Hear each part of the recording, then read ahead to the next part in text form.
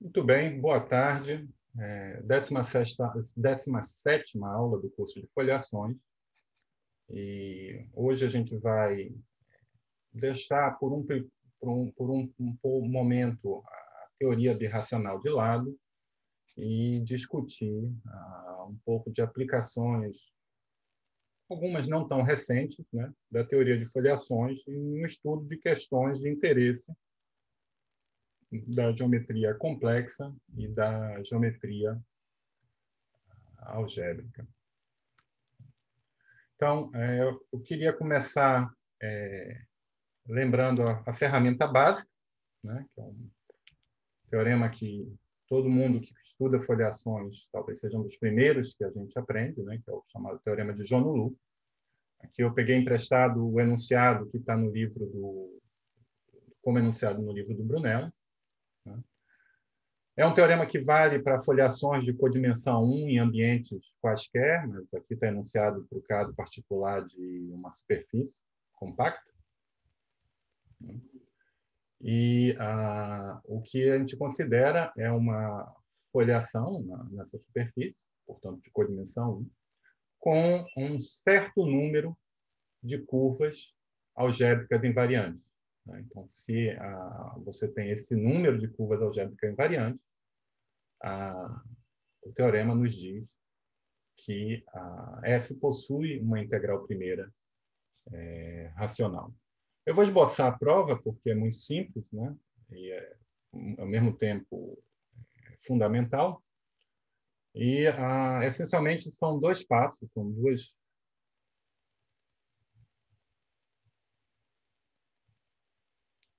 Então, o primeiro passo é construir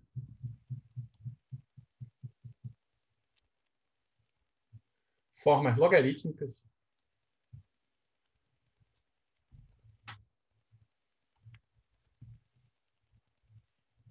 com polos em curvas F invariantes.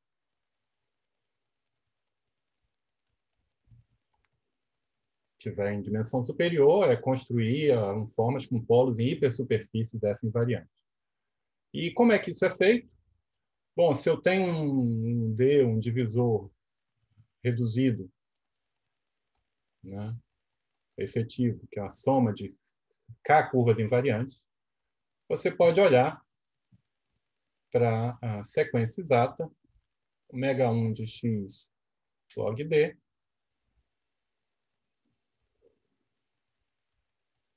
né, que aqui é o feixe das informas com polos logarítmicos em D.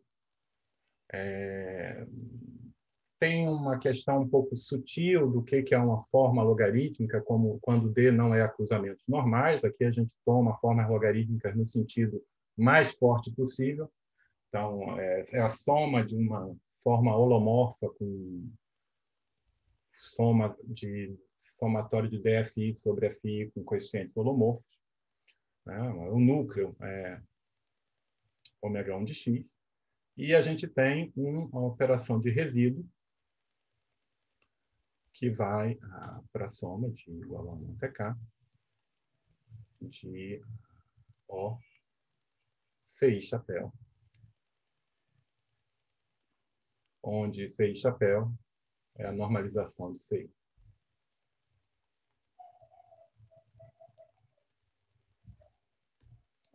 Então, olhando a sequência longa em cohomologia, você vê, então, que eu tenho H0 de x, ω1 de x log D,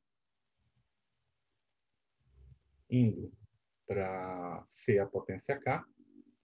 Isso aqui é a aplicação de resíduo. E o que vem depois é o H1 de x, ω1 de x. Ok? E aqui eu tenho H0 de x, ω1 de x. Então, daqui eu tiro que o H0 de x, ω1 de x log D, é maior ou igual que o K, é o número de componentes do divisor D, que é invariante, menos H1x ômega 1 de x, mais H0 de x ômega 1 de x. Portanto, se o K é suficientemente grande, né, se o K for maior do que esse número, estritamente maior, eu garanto a existência de formas logarítmicas. Então, a minha hipótese está me dizendo que esse H0, a hipótese, está dizendo que o H0 de x, ômega 1 de x log D, onde aqui eu estou colocando todas as N curvas que aparecem aqui, né? Então aqui eu estou fazendo K igual a N, é maior ou igual que o H0 de x T estrela de F mais 2.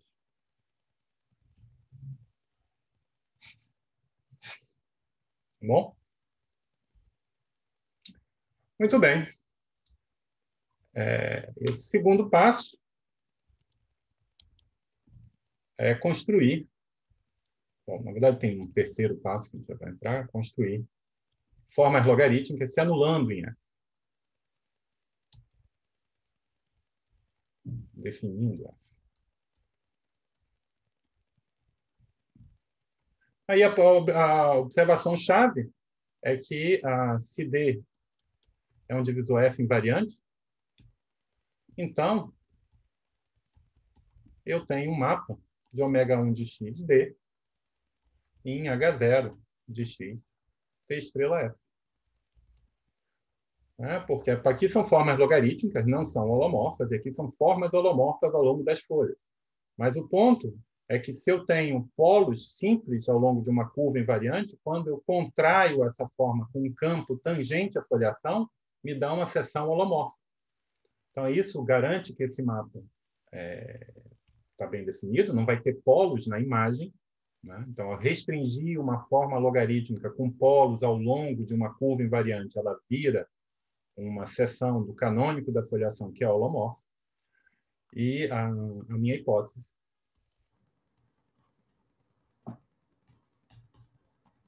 se eu colocar aqui o núcleo, a minha hipótese garante que a dimensão de K é maior ou igual que 2. Ora, mas formas logarítmicas, no sentido que a gente está considerando, são fechadas, e eu estou produzindo duas formas. Então, falei que eram 2 passos, vamos botar 3 passos. O terceiro passo é que eu tenho ômega 1 e ômega 2 pertencente ao núcleo, linearmente independentes.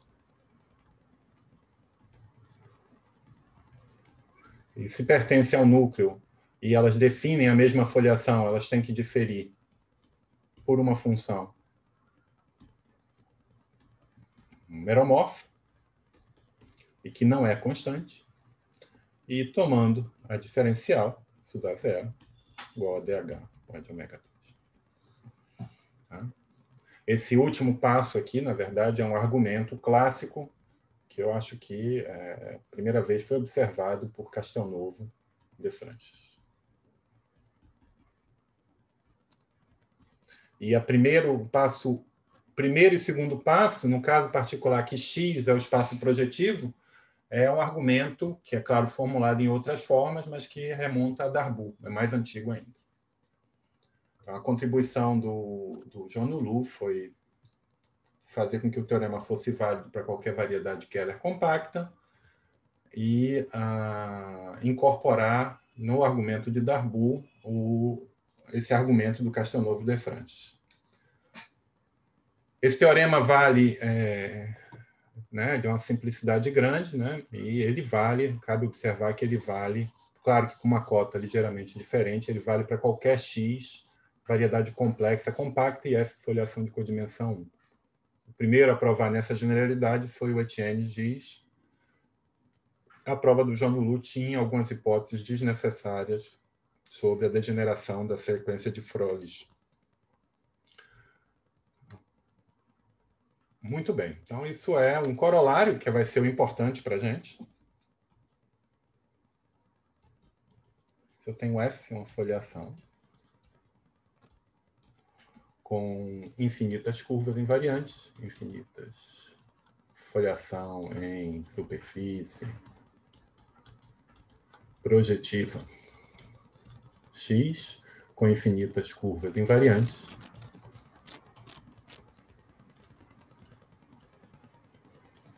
implica que F tem integral primeira racional. Ou seja, existe uma função meromorfa não constante, constante ao longo das folhas de F. Então, não preciso de uma infinidade de curvas, basta ter pelo menos n mais duas, onde n basta ter aquele número n de curvas do enunciado do teorema de Jonolu para ter essa conclusão. Tá bom? Muito bem. Tá. Então, quais são os enunciados que a gente estava mencionando que aparece que esse teorema é utilizado para demonstrar, né? Então, vamos começar com uma conjectura, né?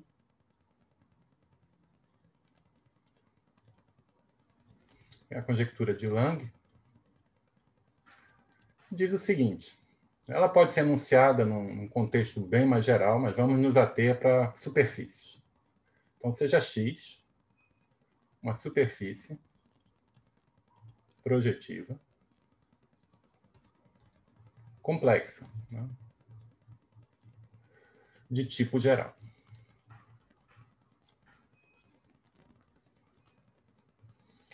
Então, tipo geral quer dizer que a dimensão de Kodaira é máxima,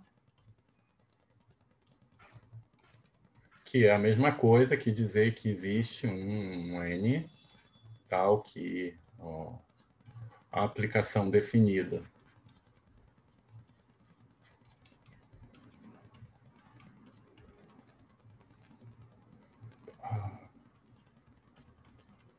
pelas duas formas, né, tensor N, é birracional. Então, se você quiser, também é a mesma coisa que dizer que tem dimensão 2, que a imagem tem dimensão 2. Certo? Então, a conjectura diz que a X possui um número, o X contém, né, um número finito de curvas racionais ou elípticas.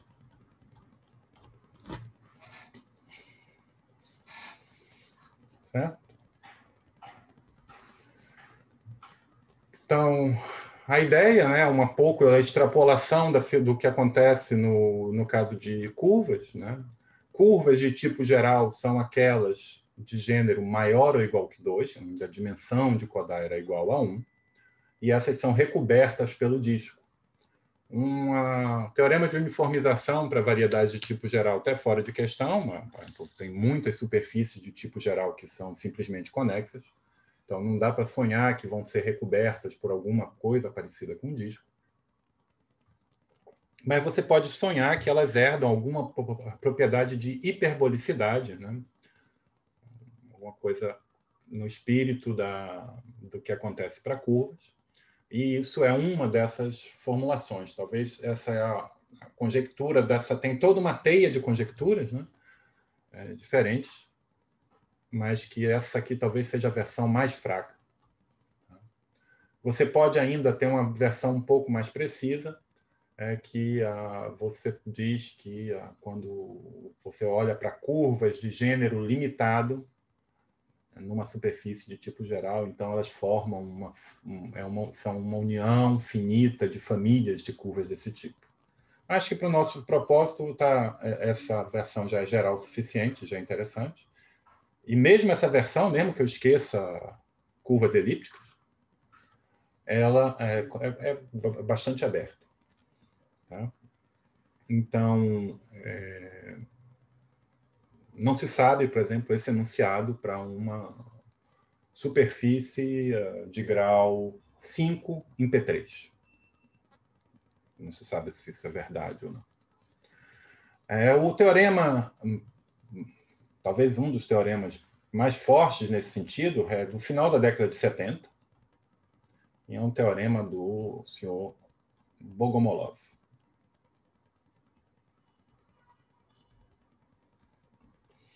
E ele dá uma resposta positiva para essa pergunta, segundo algumas hipóteses sobre as classes de Chern de X. Então, suponha que X é de tipo geral e com classe de Segre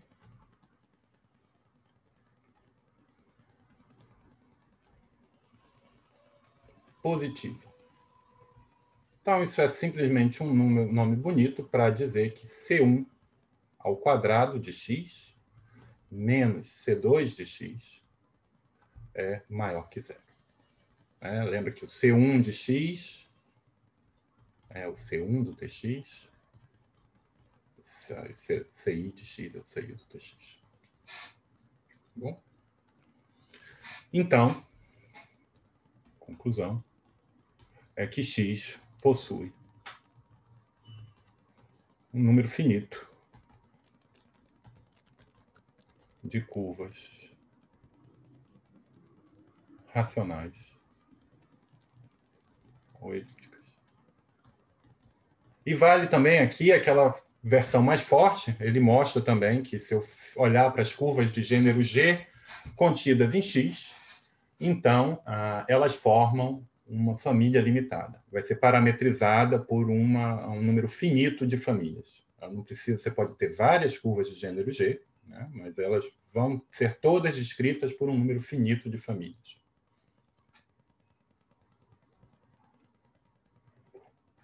Ok?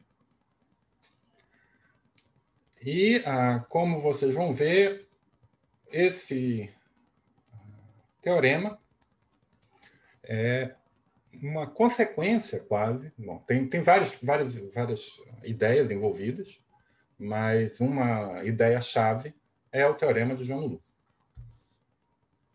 Tá bom? Então, como é que a prova desse resultado funciona? Então, é claro que eu vou precisar usar essa hipótese, né? Sem essa hipótese é um probleminha aberto. Há que se dizer extremamente difícil, né? Muitas pessoas já tentaram fazer isso e a gente não sabe ainda. E o ponto todo é o seguinte. Então, o primeiro passo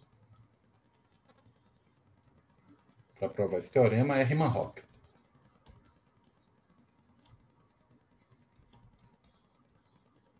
E o ponto todo é que quando você calcula a característica de Euler de sim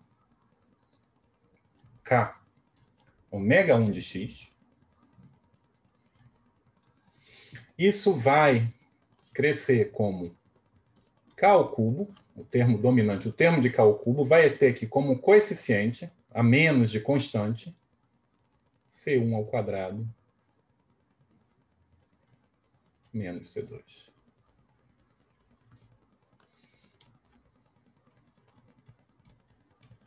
Talvez tenha uma constante que eu não estou colocando, uma constante positiva. Certo? Então, a hipótese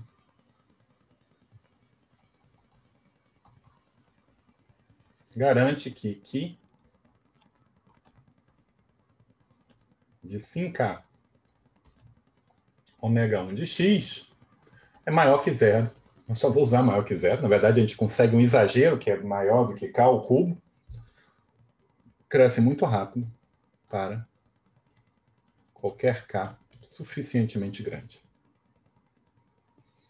Certo? Mas a característica de Euler, como eu estou numa superfície, isso é o H0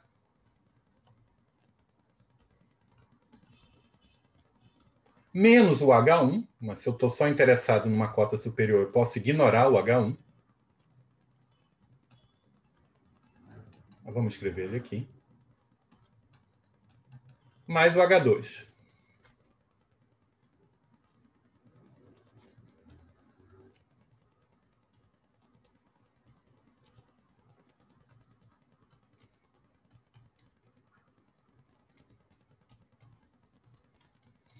E então eu tenho aqui, portanto, que é o H0 de x, 5K ômega 1 de x, mais o H2 de x, 5K ômega 1 de x, é maior que zero.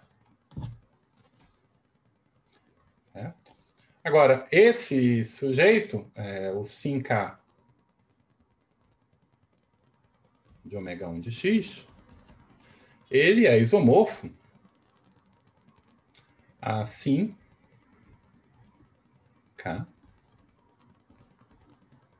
Tx tensor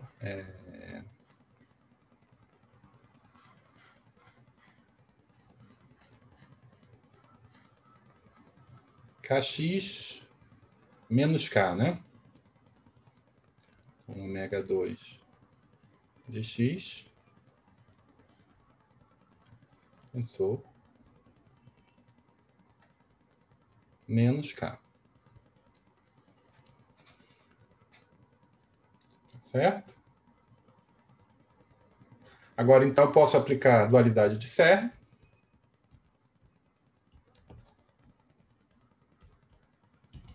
Para garantir que H2, 5K ômega 1 de x, é igual a H0 do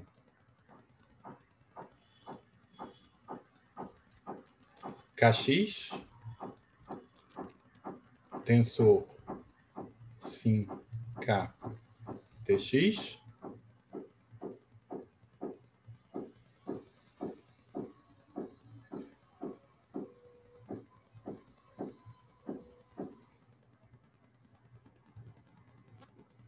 aqui é mais K, perdão. 5K Tx, mais isso vai ser H0 de x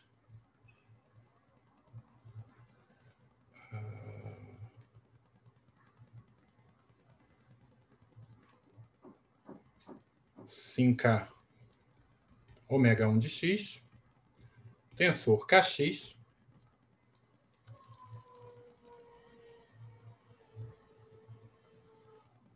e aqui vai um menos K mais 1.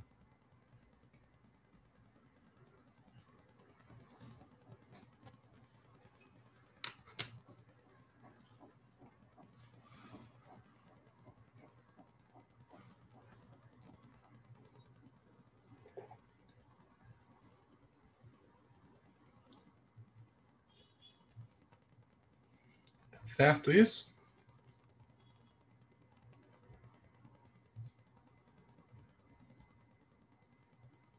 E esse lado tem que ser igual a zero, porque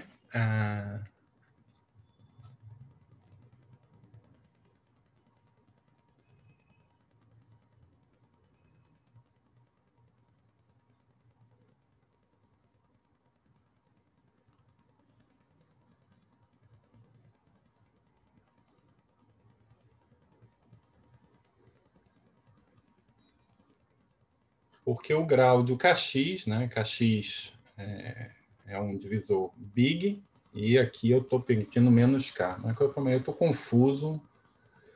Não sei se eu fiz alguma besteira. Vamos verificar aqui.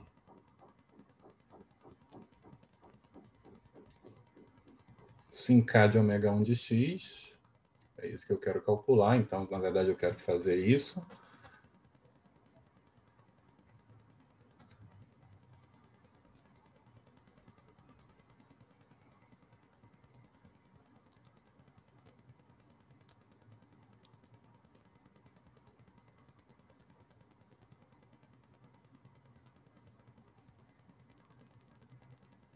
Bom, de qualquer maneira, eu não preciso nem que seja zero, mas uma vez que eu chego aqui, ou bem eu tenho uma seção de 5K de ômega 1 de x, ou de 5K de ômega 1 tensor um fibrado que é menos uma potência negativa do canônico. Então, o argumento vai ser tão bom num caso ou no outro, como a gente vai ver. O que eu garanto é que um ou outro vai ser diferente de zero. Então, vou assumir, por exemplo, que... Então, com isso, a gente construiu uma forma, chamar de alfa, pertencente a H0, x, sin k, ômega 1 de x, tensor, o canônico, tensor menos L, onde L é algum número maior ou igual que zero. Então, eu tenho uma alfa desse jeito, que é diferente de zero. Tá certo? Então, suponha que eu tenha uma curva racional, então, C contida em X, uma curva racional. E eu vou considerar, na verdade, eu vou considerar o mapa de P1 para X, que define, cuja imagem é essa curva. E o que eu vou fazer é considerar o pullback de alfa. Então, o pullback de alfa vira uma seção de P1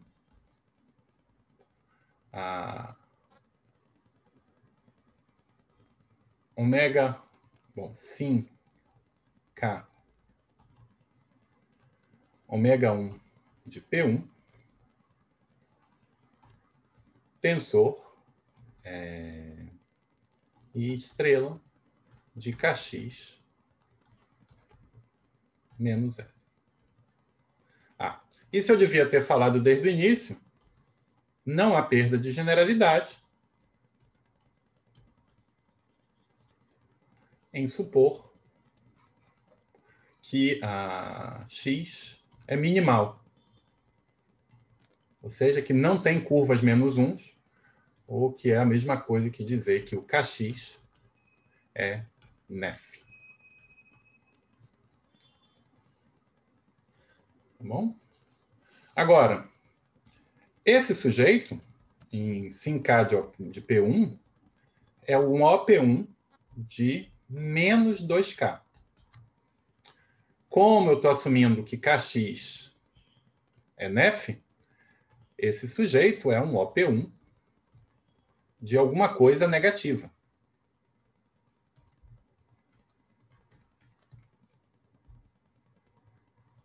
Ou não positiva. Portanto, eu tenho uma seção de um fibrado de grau negativo em P1. Então, isso me diz que estrela de alfa é zero.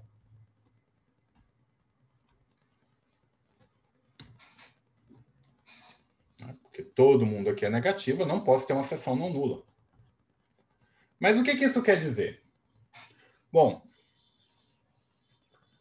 a gente pode entender isso de duas maneiras. O que é uma seção de sin k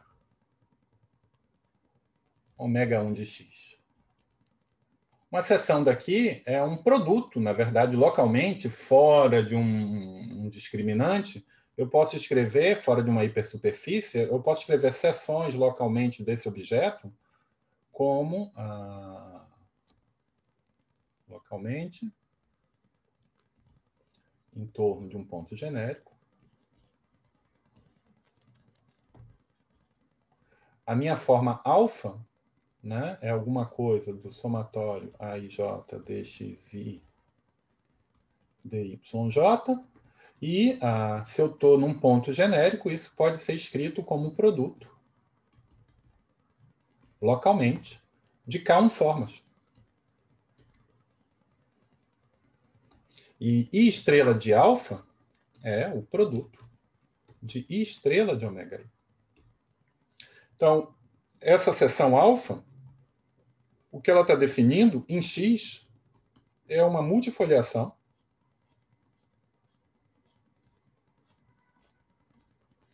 e essa equação está me dizendo que a imagem de P1 é tangente a uma dessas foliações. Bom, essas foliações não colam globalmente, né? Globalmente elas não são foliações. Esse alfa, o que vai formar é um negócio chamado um web. Então, tem lugares onde você não consegue escrever como um produto, né? Por exemplo, quando você tem alguma coisa do tipo dx ao quadrado mais y dy ao quadrado, isso não, você não consegue escrever como um produto de duas formas. Se você fosse escrever, você ia querer escrever como...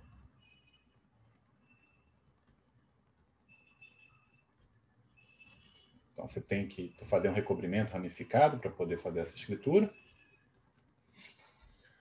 Mas, num ponto geral, você consegue escrever como um produto. E a gente está dizendo que essa solução, esse cara é uma solução disso. Então, você pode também interpretar isso de outra maneira. Em vez de trabalhar na superfície X, você pode considerar o P ômega 1 de X, né? Isso aqui é isso aqui na convenção de Grothendieck, isso é o projetilizado dos quocientes. Se você ficar mais confortável, então isso aqui é a convenção de Grothendieck. Se você ficar mais confortável, você pode pensar isso como PTX, né? A convenção ingênua. Eu posso ver a minha alfa pertencente aqui. Ela determina uma superfície, né? Pensando na convenção ingênua, eu posso pegar um vetor e avaliar na alfa, né? Então, essa alfa me define uma espécie de polinômio de grau K nas fibras do tangente. Então, aqui eu tenho uma superfície.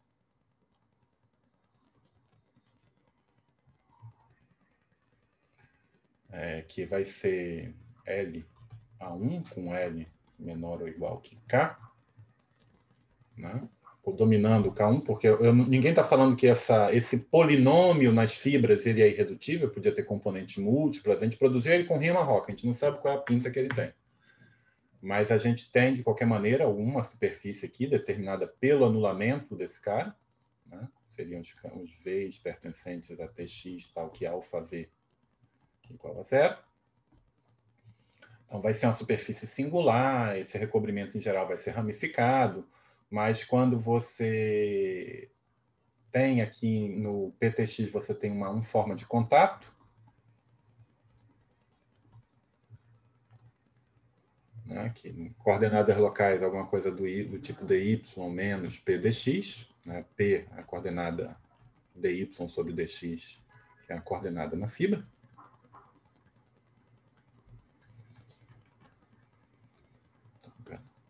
E quando você restringe gama, vamos chamar isso do gráfico de alfa, contido nesse espaço, quando eu restringo gama ao gráfico de alfa, eu tenho uma foliação de verdade, e essa foliação, ela vai, quando eu faço a imagem direta pela projeção dessa foliação no gráfico de alfa, vai me dar esse web na base, esse L web na base. Tá bom? Então, define foliação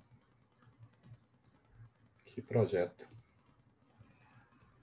no web definido por alfa.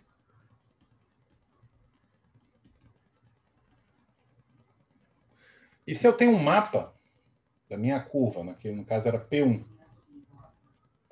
em X,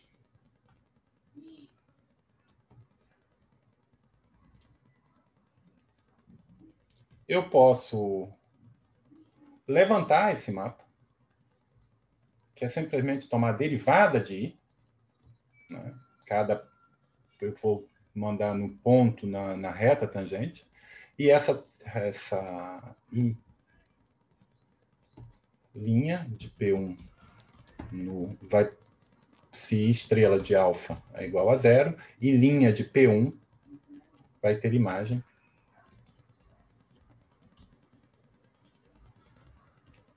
em gráfico de alfa. Certo? Ou seja, com o fato de ser tangente embaixo, quer dizer que ela vai ser tangente a essa foliação em cima. Tá bom? E se Então, a conclusão, então aqui eu construí, né, ad hoc, uma foliação. Não é única, percebam que eu construí essa foliação, ou esse web em X, como vocês preferirem, a partir de uma forma, de um espaço que tem dimensão K ao cubo, que cresce muito rápido. Mas bastou uma para garantir que essa foliação contém, entre suas folhas, todas as curvas racionais contidas em X. Tá certo? Agora, eu sei que se eu tiver uma infinidade de curvas racionais,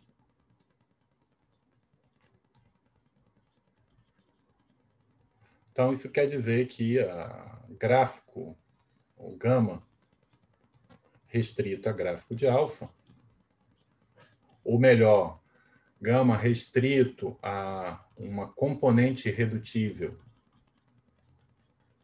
Isso aqui é uma componente irredutível.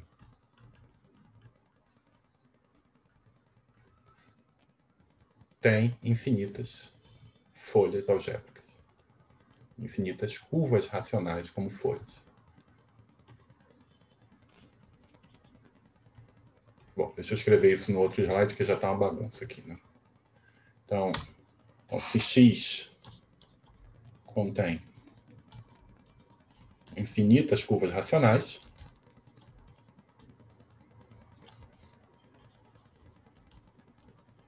então existe Z contido em gráfico de alfa, uma componente irredutível,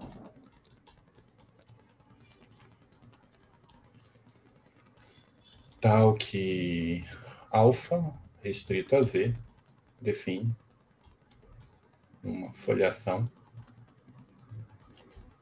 com infinitas, aqui era gama, né, a forma de contato, define com infinitas curvas algébricas invariantes,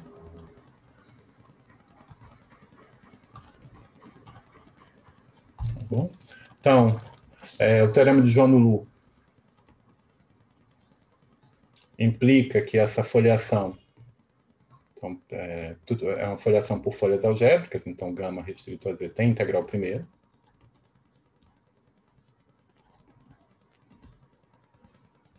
E, além disso, infinitas fibras da integral primeira são curvas racionais.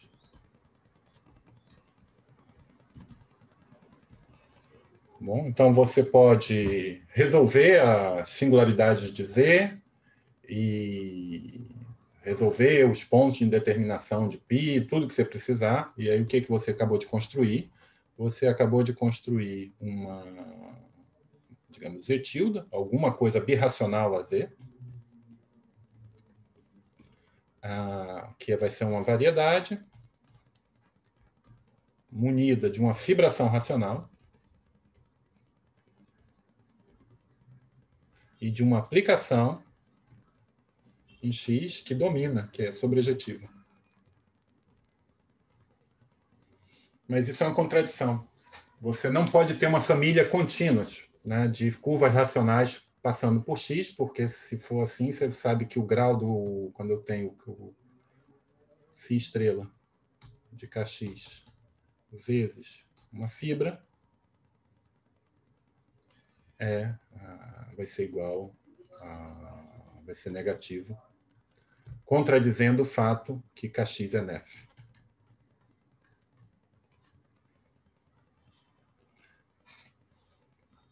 Tá? Então, você não pode ter uma família contínua de curvas racionais.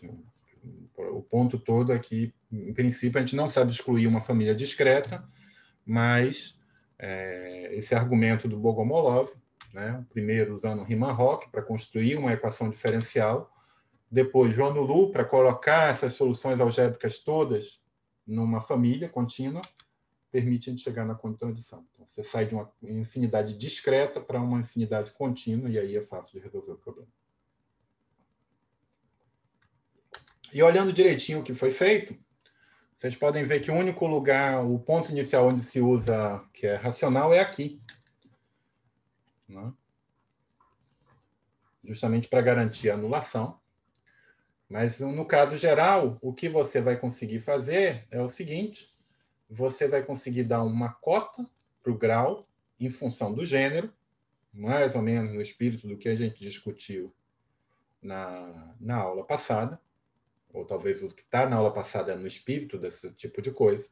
Você dá uma cota para o grau em função do gênero, fazendo o mesmo tipo de argumento. Por exemplo, aqui se fosse uma curva elíptica, né? Então esse cara teria grau 0 e esse cara aqui teria grau negativo, mas então você estaria limitando o grau da curva com respeito ao kx, e isso é suficiente para limitar. Tá? Mas aqui vamos focar no caso de curva racional no primeiro momento.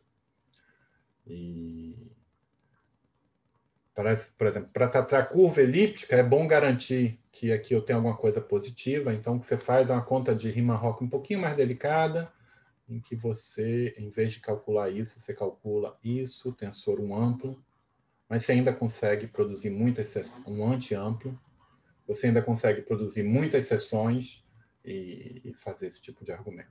Vamos ficar com um caso mais simples, que eu já acho que já é bastante instrutivo, e mostra um pouco desse tipo de argumento. Tá bom? Um outro problema muito similar, na verdade, eu tenho a impressão, né, Bogomolov não fala isso no artigo, mas eu tenho a impressão que tem alguma relação, é um argumento do Grauert, da década de 60, que é para mostrar a conjectura de Mordell sobre corpos de funções.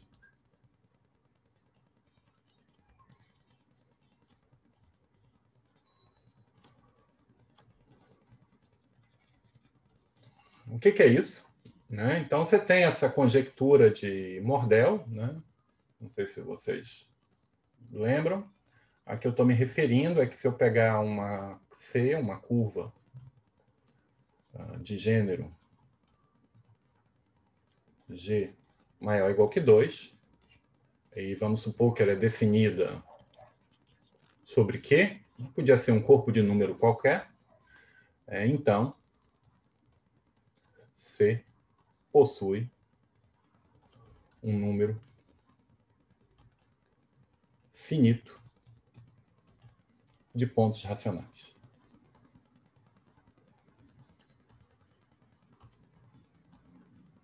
Então, essa conjectura, acho que é da década de 20, né? E no início da década de 80 virou um teorema, o teorema de Faultings. Então, essa é a conjectura de Mordell, o teorema de Faultings. E que despertou muito interesse, né, da comunidade, né? Resultado, uma conjectura e um resultado, obviamente, belíssimo. E na década de 60, como uma tentativa de ter intuição sobre o problema, se perguntou, né? É natural fazer isso. Quando você tem um problema de aritmética que você não sabe abordar, é natural buscar versões para outros corpos. Né? E o que se perguntou é o que seria uma versão desse teorema, dessa conjectura, para que você substitui Q por um corpo de funções, ou seja, um corpo de funções racionais de uma curva B. Bom, então, vamos tentar ver o que seria essa formulação. Então aqui vamos escrever esse corpo de funções por CB. O que é uma curva? Ser uma curva de gênero G maior ou igual que 2 sobre CB na verdade, a mesma coisa, menos de aplicação birracional, isso é a mesma coisa que uma superfície S munida de uma projeção π para B, onde isso aqui é uma fibração, e onde a fibra geral,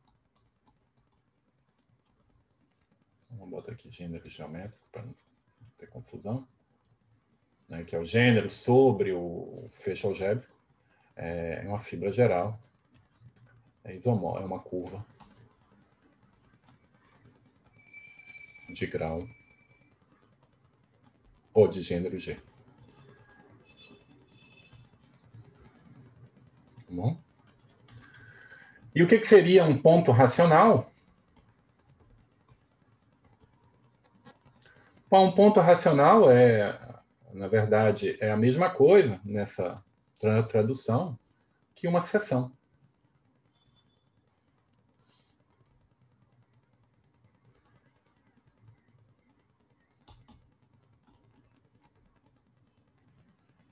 Então, se a gente vem aqui para a conjectura, né, uma curva de gênero G definida sobre CB, então C possui um número finito, então a fibração possui um número finito de seções. Se a gente formula desse jeito, é completamente falso, porque eu posso tomar S igual a B vezes C, agora B e C curvas complexas, uma projeção para B, e eu tenho infinitas seções.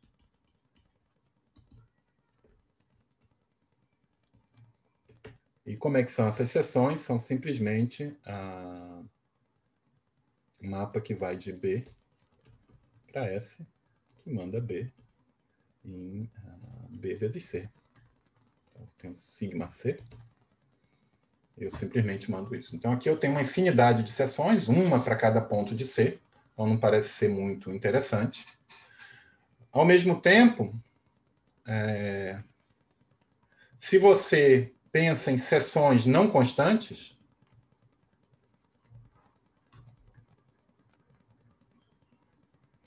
então a gente está falando de aplicações, nesse caso, de B para C, não constante, né? Porque eu posso pegar a seção e projetar em C. E tem o teorema de De Francis, o mesmo do Castelnuovo de De Francis que a gente viu antes, que diz que se eu tenho C de gênero maior ou igual que 2, então, fixado B, o número de mapas de B para C é finito. Então, aqui parece que tem nesse caso, é falso por razões triviais, mas uma vez que você tira fora essas razões triviais, é consequência de um teorema conhecido. Então, o que o Grauert mostrou,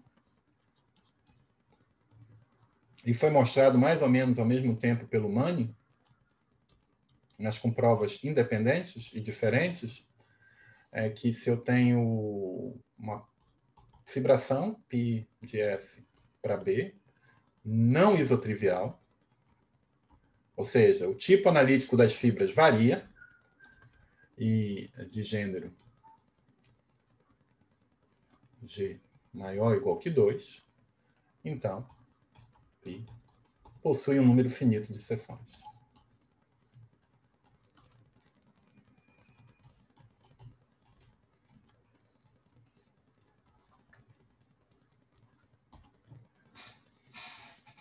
Tá certo?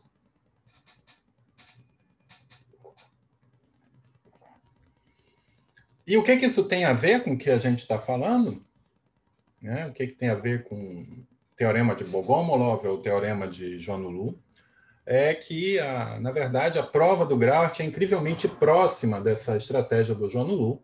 Isso foi muito esclarecido por Wojciech. Tem um artigo que eu coloquei entre as referências, em que ele dá um esquema de prova que é exatamente mais ou menos na linha do teorema do Joannou, do Bogomolov que a gente viu. Então, o primeiro passo é Riemann-Roch.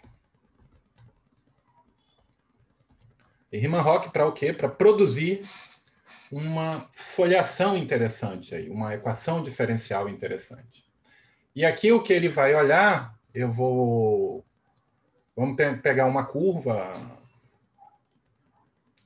A ideia aqui é você olhar para sim ω1 de S, a potência 2 mais epsilon, já vou explicar o que eu quero dizer com isso, tensorizado por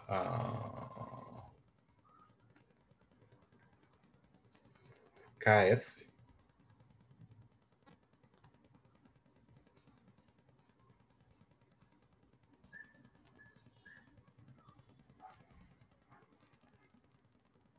menos 1. É menos 1.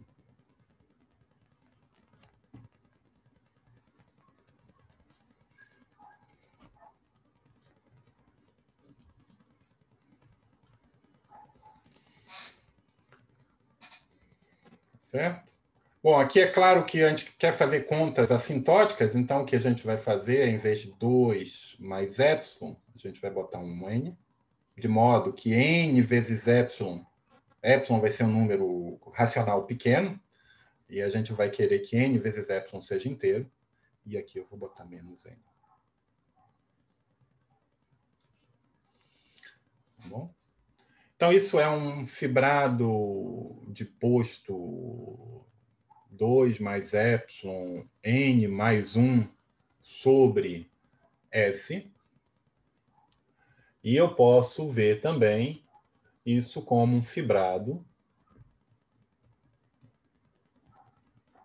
sobre a curva C definida sobre CB.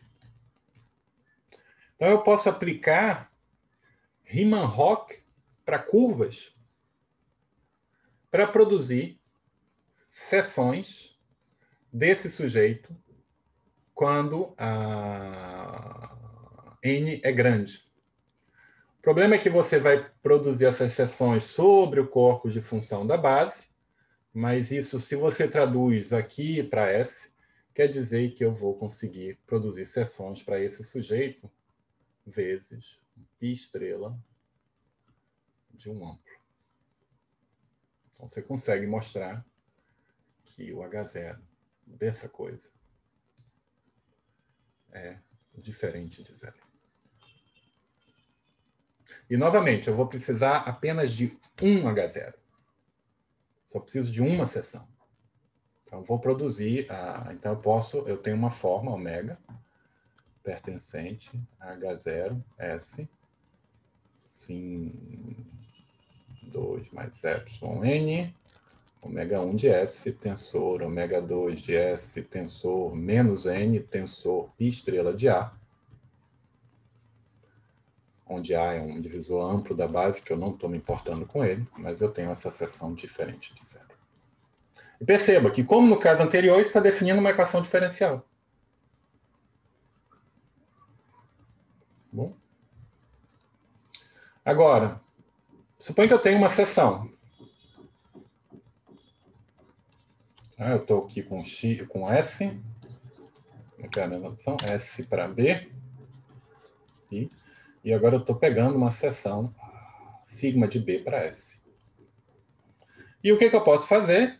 Eu posso fazer o mesmo truque. Posso fazer o pullback de ω. Né? Lembra que ω era uma seção de S, sim, 2 mais epsilon n, ω1 de S, tensor Ks, tensor menos n, tensor π estrela de A. Então, eu posso fazer esse sigma estrela de ω para obter uma seção em H0, B, sim, 2 mais epsilon n, ω1 de B, tensor sigma estrela de Ks menos n, mais... então, isso é uma seção, né? Sigma estrela de π estrela de A. Isso aqui é simplesmente A, né? bom? Então, qual é o grau desse cara?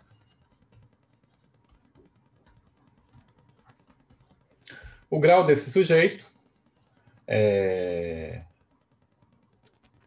2 mais epsilon n. Ômega 1 de B é 2 vezes gênero de B menos 2, mais o sigma estrela de KS, B,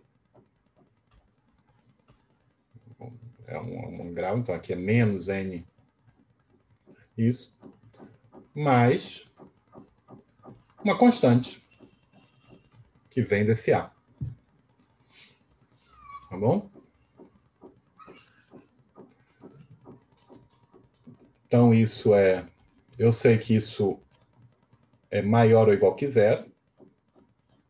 Então, daqui eu deduzo que N, que multiplica 2 mais epsilon, 2GB, menos 2, menos sigma estrela de KS, menos o grau, né? Isso aqui é o grau disso.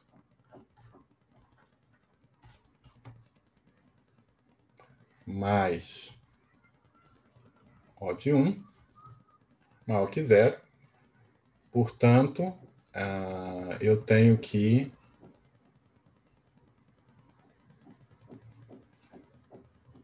o grau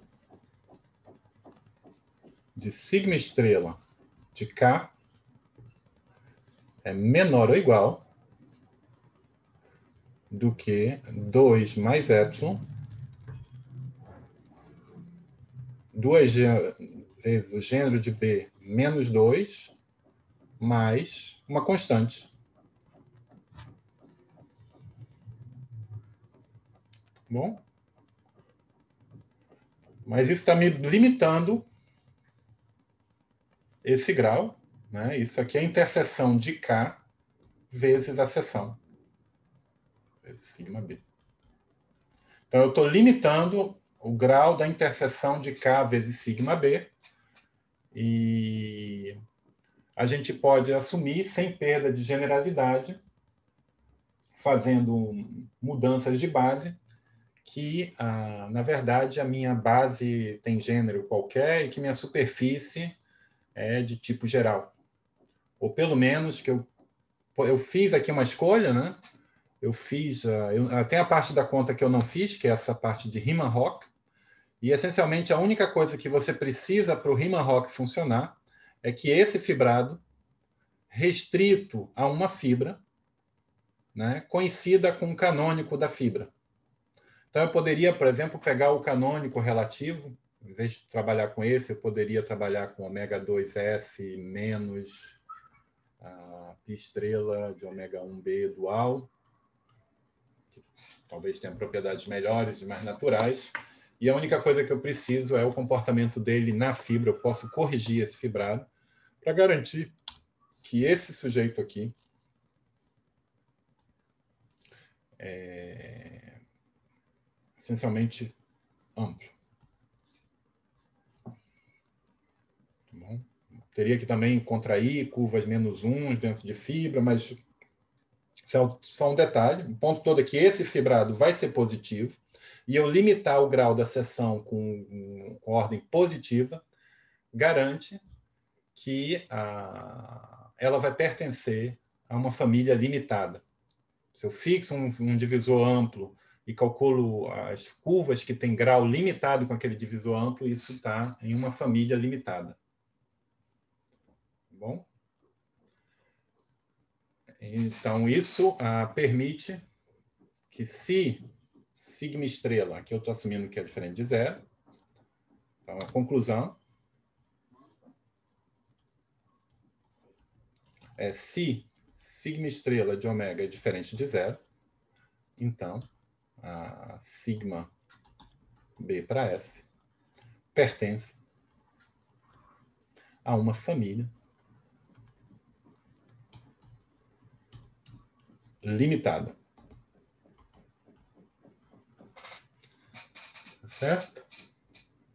Então, pertencer a uma família limitada quer dizer que vai existir um número finito de variedades algébricas que parametrizam essas seções. Agora, o que acontece quando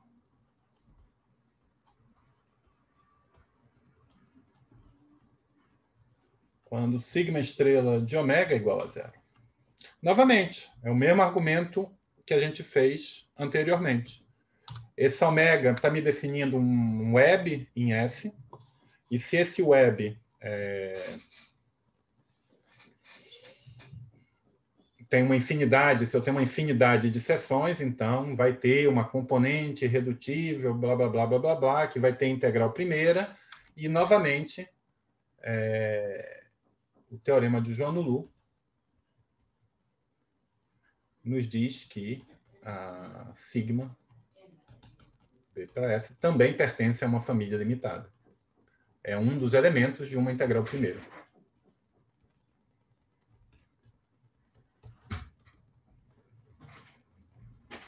Certo? Então, em ambos os casos, seja simplesmente por uma conta de grau, seja por uma aplicação do teorema do Joanolu, a gente tem que as seções da minha fibração pertencem a uma família limitada. Tá certo? Então, o que você vai ter agora para a conclusão, o último passo.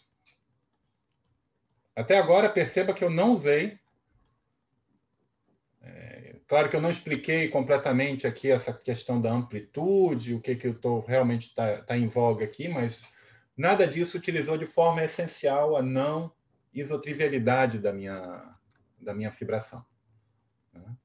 Então, perceba que no caso dos exemplos triviais, eu tenho infinitas seções, mas pertencem a uma família limitada, parametrizada pela C mesmo. Né? Então, para concluir, o que a gente tem que fazer é justamente isso. Então, suponha que eu tenho uma...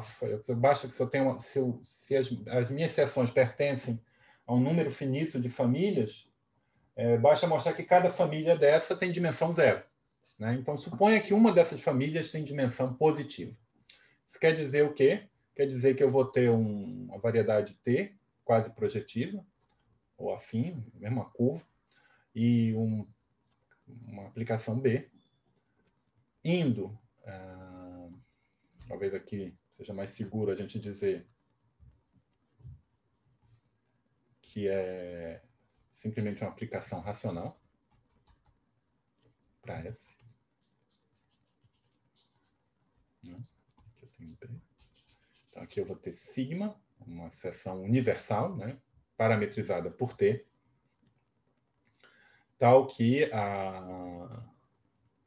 para cada T aqui desse espaço de parâmetro, quando eu restringo, é de fato uma seção. Na verdade, eu posso supor que isso é holomorfo. Esse T é simplesmente afim, é local. Tá bom? Então, aqui tal que para cada... Eu tenho esse diagrama aqui, né? Tá.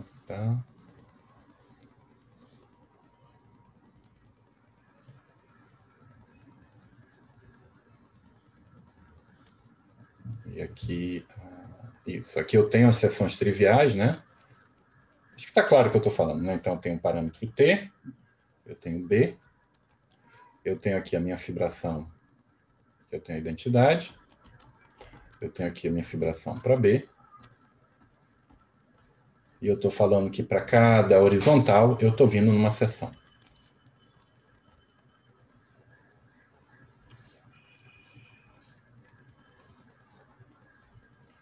Tá bom? Muito bem, então você pode sempre compactificar essa figura e, novamente, você tem uma multifoliação, você tem um web em S, tá? Tal que todo mundo aqui é uma seção. E o que você pode fazer é o seguinte, para cada ponto, então aqui eu vou ter um K-web em S, e localmente, quando eu olhar para um ponto geral, né, então está aqui uma fibra, E quando eu olhar para um ponto geral, o que a gente vai ver é que esse K-web vai ter um certo número de direções, podia ser só uma. Né? Porque perceba, se fosse uma foliação, o que ia acontecer? Isso, se fosse uma foliação, ia ser uma foliação transversal à fibração. E uma foliação transversal à fibração te diz que a fibração é isotrivial, que a gente está assumindo que não é. Mas aqui a gente não precisa disso, mas a gente sabe que para esse web ele sempre vai estar, como ele é construído via uma família de seções, ele não vai usar, não vai aparecer essa direção vertical nele. Ele vai estar sempre na direção horizontal. E o que a gente pode fazer é o seguinte: pegar a direção vertical, pensar que isso é o infinito, e essas direções agora viram pontos finitos em C. E você pode construir uma nova direção. Você pode construir uma nova direção simplesmente fazendo a média.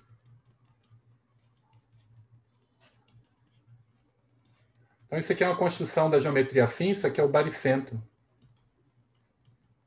dos pontos, das direções, né, onde eu estou dando uma estrutura afim ao projetivizado do tangente, tirando essa direção vertical, que é o infinito. Então, tudo isso me permite, então, construir uma fibração, uma foliação transversal à fibração. Então, desse web eu tenho uma foliação transversal à fibração e isso implica que a fibração é isotrivial novamente. Bom, a fibração é isotrivial.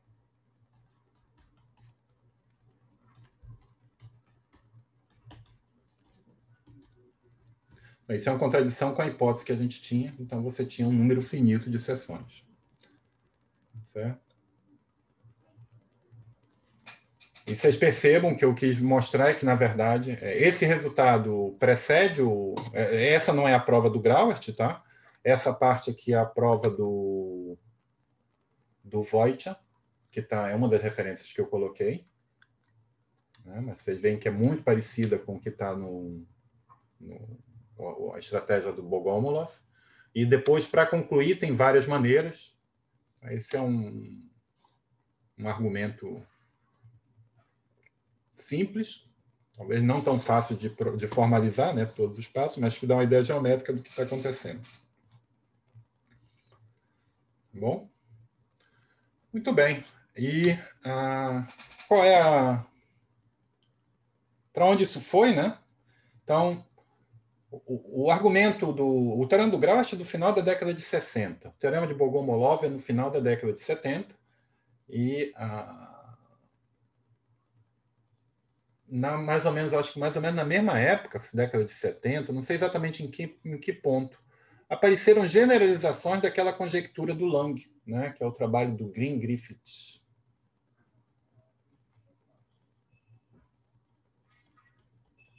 Então, que tem uma conjectura que é o seguinte, tem várias versões, mas no caso de superfície, se eu tiver X, uma superfície de tipo geral, então, toda aplicação holomorfa de C em X é algebricamente degenerada. Ou seja, a imagem está contida em uma curva.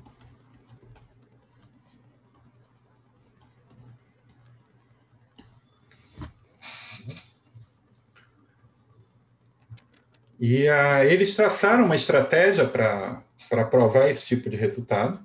Isso aqui é uma conjectura. Acho que chegaram até... Bom, traçaram uma estratégia para provar esse tipo de resultado. E a estratégia consiste, essencialmente, em construir operadores, que são generalizações dessas potências simétricas do ômega 1, vão ser operadores de ordem superior, tais que toda, operadores diferenciais, tais que toda curva inteira, isso aqui é chamado de uma curva inteira, vão ser soluções desses operadores. E, com alguma sorte, você estudando todos esses operadores, você conseguiria mostrar que restringir, né, como vai ser solução de vários operadores, restringir a imagem da aplicação. E o problema é que é muito difícil você controlar, porque a ideia aqui é um pouco, vai na outra direção. O que a gente poderia ter feito aqui? Você percebam que tanto no argumento do Wojciech quanto no argumento do Bogomolov, a gente usou apenas uma equação diferencial. Tá certo? Agora, suponha que você sabe que quando eu começo a olhar para o gráfico de todas as equações que a gente construiu, aquele K ao cubo, suponha que você sabe que a interseção desses gráficos, aqui no projetivizado do tangente, é o conjunto vazio. Como você tem que toda curva racional tem que ser tangente a pelo menos um deles, você tem que ser tangente a todos eles, você acaba deduzindo que não tem curva racional nenhuma. Então, a estratégia deles era um pouco pensando que você consegue construir diferenciais simétricas, olhar para a interseção do zero de todas elas e mostrar que é vazio para garantir que você não tem solução que não tem solução comum para todas essas equações diferenciais. E se seu objeto, que é a curva racional ou a curva inteira, é necessariamente solução dessa equação diferencial, você ganha. Tá bom? É uma estratégia fabulosa que funciona em vários casos. Então, seguindo essa estratégia, foi possível, já na época logo depois do Green-Griffiths ter enunciado a conjectura, construir exemplos de superfícies que têm essa propriedade, que não tem nenhuma curva inteira, não tem nenhuma curva racional, essencialmente olhando para essa estratégia.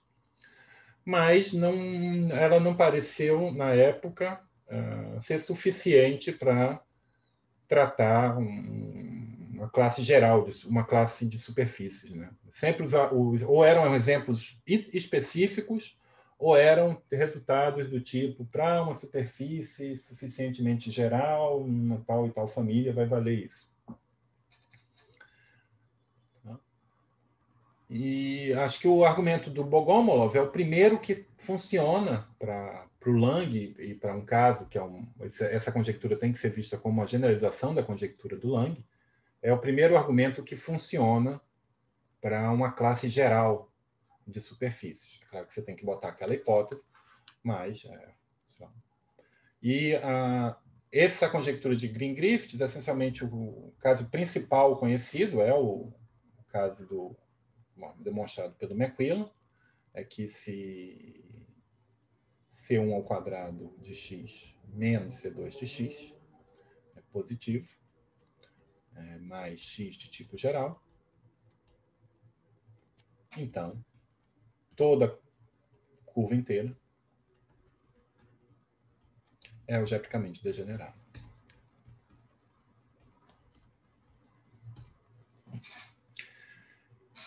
E o que a gente viu na prova do Bogomolov, a estratégia é fazer a prova do Bogomolov, fazer exatamente com o caso do Bogomolov. E o que está, isso aqui reduz, então, o argumento do Bogomolov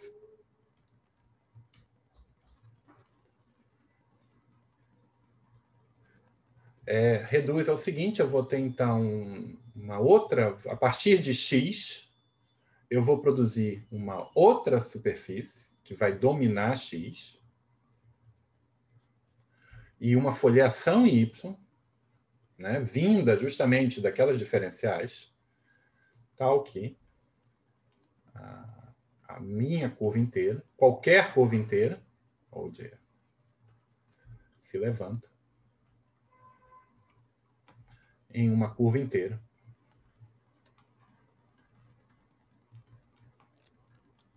tangente a f. Então, o argumento do Bogomolov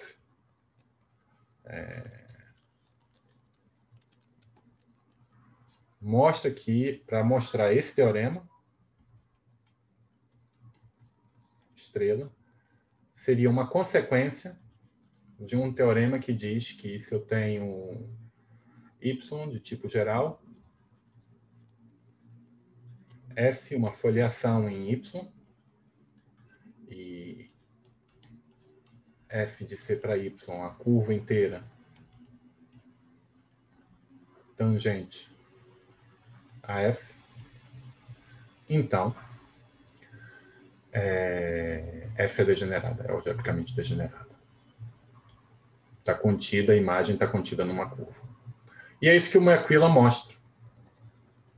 Então, o Macquillan, no final dos anos 90, início dos anos 2000, mostra esse teorema, e acho que ao mostrar esse teorema, que meio que se desenhou a possibilidade de fazer uma classificação, pelo menos para ele, no estilo de Henrique Schodaira, para foliações em dimensão 2. Né? Ao mesmo tempo, estava o Luiz Gustavo Mendes, fazendo pós-doc em Dijon, trabalhando com Marco Brunella e desenvolvendo a teoria birracional de foliações por si só. Mas o Macquillan chegou nela por essa conjectura, né? Tentando mostrar essa conjectura. Então, eu não vou fazer a prova completa do teorema do Macquillan, mas eu quero explicar as ideias, e eu vou fazer isso da próxima vez. Quais são os ingredientes extras que são necessários para adaptar o argumento de Bogomolov, de curvas racionais, né, para curvas inteiras. Isso eu faço na semana que vem.